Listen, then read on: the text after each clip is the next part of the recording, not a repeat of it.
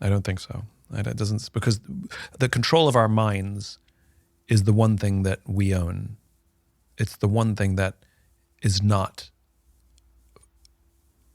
like, we can change the way we view ourselves and how we treat others. And I think what's important, and it's a hard conversation, right? I think one of the things that's important is, I think we have to have love in our lives. It's from someone, you know? Like, even people who, like, I have a friend who came from a very abusive household. He found his grandmother stabbed to death, and the knife was so deep that she was attached to the bed. Like, that's how bad it was, right? And yet he had a coach who believed in him.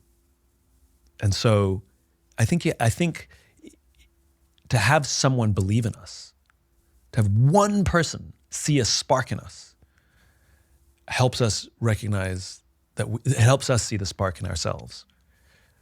You know, I think it takes only one person, whether it's a friend or a coach or a parent, a boss sometimes, you know, who takes a liking to us. And almost all of us can remember one person in our lives where it's a coach or a teacher who took us under their wing and saw something that we didn't see. And every single successful person on the planet has that person. But I think most of us do. Most of us have somebody who saw something in us, and we are who we are in part because of that person.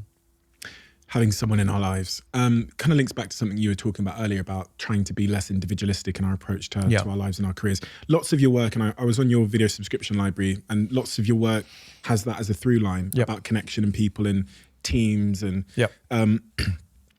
in the backdrop of the remote working world we're living in, I guess my first question would be, how do you think that this post-COVID world has been impacted in terms of connection, community, teams, and that unity that should be on the bottom level of our Maslowian hierarchy of needs?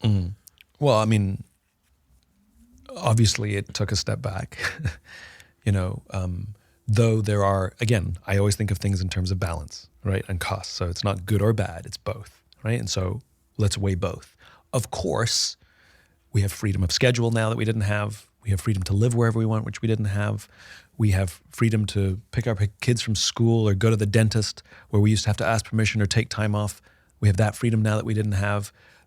We have, for people who are introverted, they like that they can get their work done in the privacy of their own home.